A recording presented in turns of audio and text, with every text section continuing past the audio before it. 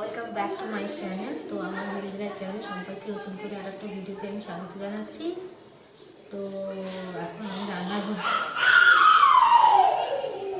আস্তে আস্তে বটি আছে পড়ে যাবি। তোদের বলেছি না, আমার ছেলে ঠিক আমি শুরু করলেই হয়ে গেল, সে কথা বলবে, আমাকে কথা বলতেই দেবে না। ও কত কষ্ট তার গো, এত কষ্ট নিয়ে কোথায় রাখবে তুমি? যাই হোক, এখনো দাঁড়িয়েছি রান্নাঘরে। ও বুঝতে পেরে গেছি মা একা একা কথা বলছি, মানে ক্যামেরার সামনে। বলেন ওই শুধু দোকানই বলে, যখনই ক্যামেরার সামনে দোকানি বলে। কেন দোকানি বলে?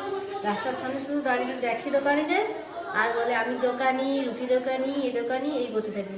রুটি নেবে নাকি গো, রুটি, এই করতে থাকে। তুমি কথা বলি, আপনি কথা বলবে। হ্যাঁ, তো আমি রান্নাঘরে দাঁড়িয়েছি, কি নতুন কিছু ট্রাই করবো বলে। তো ভাবলাম আমি যখন বানাচ্ছি কেমন হবে জানি না, বানাচ্ছি তোমাদের দেখে, আর ভালো হলে তোমাদের বানাতে বলবো। আর একটা কথা, তো আজ 27শে জানুয়ারি, তো কাল ছিল 26শে জানুয়ারি, তো রিপাবলিক ডে ছিল। তো আমার ফোনটা কাল খারাপ হয়ে গেছে, ওই আমাদেরকে রিপাবলিক ডে জানাতে পারি, লেট জানাচ্ছি, হ্যাপি রিপাবলিক ডে। এবং কালকে তোমরা কেমন করে দিনটা একটু পড়ে যাবো, কারণ আমাকে জানিও।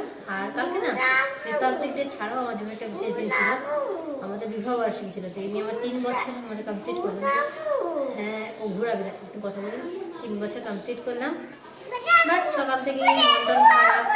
আমার হাজব্যান্ড তো রান্না বান্না কিছু করবো না, মাংস নিয়ে হাজির হয়ে গেল, কারণ রান্না বান্না করলাম। কালকে তোমাদের সঙ্গে সারাদিনটা শেয়ার করবো দিচ্ছি। তো ভয়টা ছিল আমার কিছু ভিডিও না চলে যায়, সত্যি এই ভয়টা পেয়েছিলাম, কিছু এডিট করা ভিডিও আমার চলে গেছে। মনটা কাল সত্যি খুব খারাপ ছিল। বিকেলে ফোনটা ঠিক হয়েছে, কিন্তু কথা বলতে আর ভালো লাগলো না, কারণ এতগুলো ভিডিও এডিট করে গেছে, 2-3টে ভিডিও আমার এডিট করা ছিল, সব পালিয়ে গেছে। আর কত ভিডিও বানিয়েছিলাম সেগুলো চলে গেছে। তাই যাই হোক, কেমন করে কাটিয়েছে কালকে দিনটা বলো। আমার তো রিপাবলিক ডে বিবাহবার্ষিকী দুটো করলেই ভালো কাটো না, কালকে একদিন দুটো।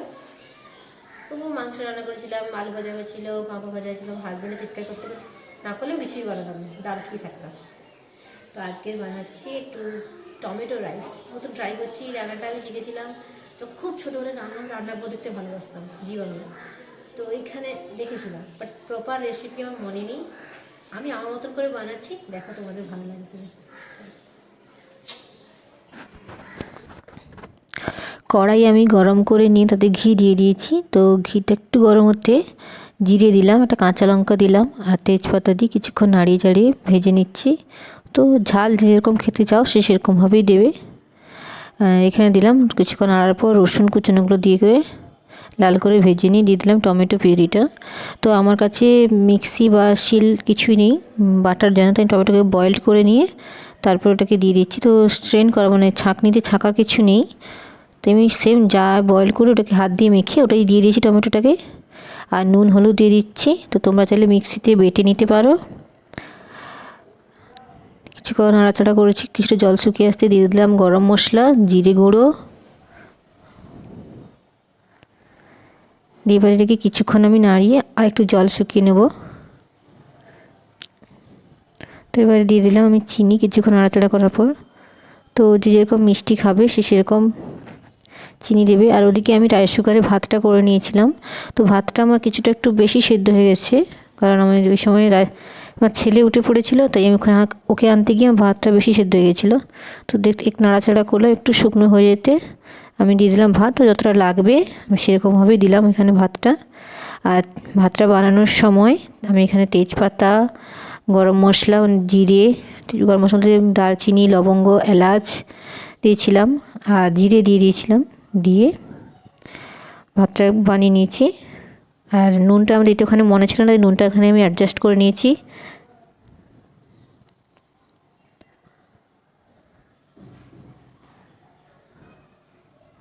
তো নামানোর আগে আমি একটু ঘি দিয়ে দিলাম।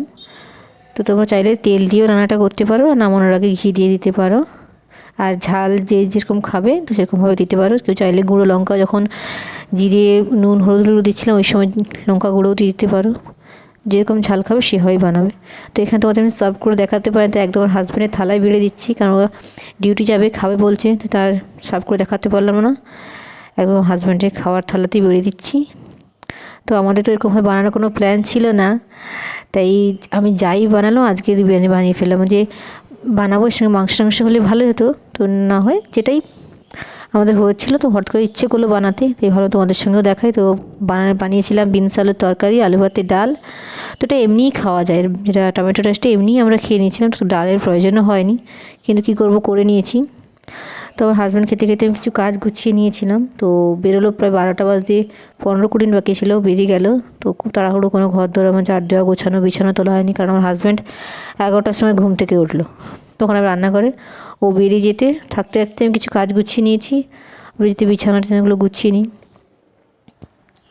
আর এদিকে আমার ছেলে সে দুষ্টুমি করে যাচ্ছে, ও কাজ করবে, ও তো কাজ করার থেকেই সব গোছানো থেকে অগোছালো করে দেয় বেশি। তো এই করতেই থাকে সারাদিনও আমার পেছনে পেছনে। এই দেখো আমি ঘর ঝাড় দিচ্ছি আর আমার ঘরের অবস্থাটা দেখো। ও আমি ঝাড় দিয়ে পরিষ্কার করে রাখবো, ও আবার শুরু হয়ে যাবে সব নিয়ে। এরকমই করি, বাচ্চা থাকলে জানো তো কী হয়।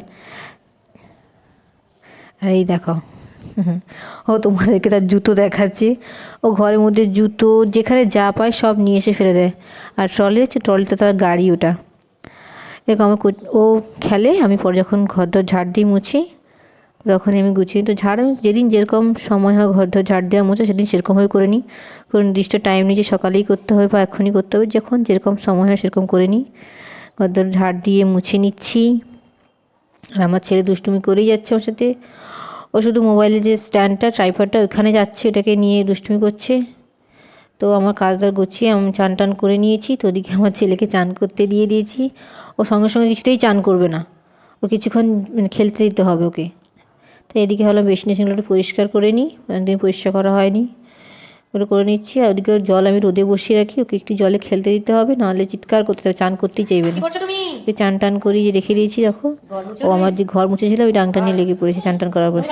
কী করছিস? না আমি ঘর মুছছি। আর এখানে ওকে খাইয়ে দিয়েছি। তো টমেটোটা খুব পছন্দ করেছে, কোনো কিছুই খায়নি সেদিন, শুধু ওইটাই ও খেয়ে থেকে গেছে। আর দুষ্টুমি করে, ব্যালকনিতে বসে ওকে রোদে রোদে খাবে, তো রোদটাও পোহানো হয়ে যায় ওর চান করার পর।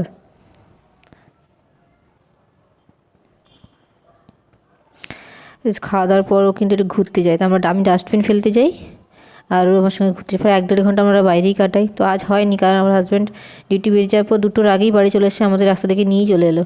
আমরা ঘুরছিলাম ওখানে, ও ঘুরছিল, ওকে নিয়ে বলে চলে আসে। তাড়াতাড়ি চলে এসছে বলে আমি বাসনগুলো ধুয়ে নিই, কারণ ও ঘুমানোর পর আমি এগুলো করি। যে তাড়াতাড়ি চলে এলাম, তো ভাবলাম আমাকে এগুলো গুছিয়ে নিই। এগুলো তো থালা বাসন রান্নাঘর একদম অগোছালো হয়ে পড়েছিল, কিছু গোছায়নি। তো এরকমই হয়, ও ঘুমোলে আমি করি, তো এগুলো করে নিচ্ছি। তাই যখন যেরকম সুযোগ হয়, আমি সময় হয় সেরকমই করি, যে কোনো টাইম এই টাইমে এটা করতে হবে, ওই টাইমে এটা করতে হবে এরকম কিছু নেই। কারণ বাচ্চা আছে মানে আগে বাচ্চাকে আমাকে সময় দিতে হবে, কারণ ওকে একটু না ঘুরতে গেলে সারাদিন তো ঘরে ঘরে একা মতন থাকে না। তাই যখন আমার ফ্রি হয় আমি একটু ঘুরতে যাই, ঠিক আছে, যা যা কাজ থাকে রান্না বান্নার পর ওইগুলোই করে নিচ্ছি। এখন প্রায় 2টো বাজে, 2টোর বেশি হয়ে গেছে। তো এখন 5টার সময় আমার ছেলে ঘুম টুম থেকে উঠে পড়েছে, ওকে ফ্রুটস দিয়ে বসিয়ে দিয়েছিলাম। ও খেতে খেতে আমি যে ব্যালকনি চলে এসেছি, ও চলে এসছে আমার পেছনে পেছনে। জামা কাপড় তুলে গুছিয়ে নিয়েছি, দেখো সকালে গুছিয়ে দিয়েছিলাম, আর আমার ছেলে তারপরে দেখো কী কাণ্ড করে, জামা ওই সব জিনিসপত্র যা গুছিয়ে দিয়েছে সব ফেলে দিয়েছে। তো গুড ইভিনিং ফ্রেন্ডস। তো বিকেলের পর একদম চলে এলাম, ওখানে একটু ঘুরতে বেরিয়েছিলাম বিকেলবেলা 5টার দিকে, 5:30 দিকে ঘরে এসে এখন বাজে 6টা বাজে, পয়েন্ট বাকি আছে। আটাটা মেখে নিয়েছি, রাত্রে ভাবছি সোয়াবিন আলু তরকারি আর রুটি বানাবো। আর এরপর তো আমরা ছেলে আর মা ছেলে মিলে মুড়ি মাখাবো। ও মুড়ি মাখানো খেতে খুব ভালোবাসে, শসা টমেটো এসব দিয়ে মাখিয়ে দিলে খুব পেতে করে খাবো। তো রাত্রে রুটি তরকারি খাবো। আর এই ব্লগটাকে আমি বেশি কন্টিনিউ করিনি, কারণ আমার ছেলে শুধু ট্রাইপডে টানাটানি করছে, ওকে বললেও শুনছে না। তো যাই হোক, আর ভাবলাম আর বানাবো না, সময় হতো না। তো আমার ভিডিওটা যদি তোমাদের ভালো লেগে থাকে প্লিজ লাইক শেয়ার কমেন্ট করো, আর চ্যানেলটিকে সাবস্ক্রাইব করে দিও। আর রেসিপিটা বলবো না, রান্নাটা একবার ট্রাই করো।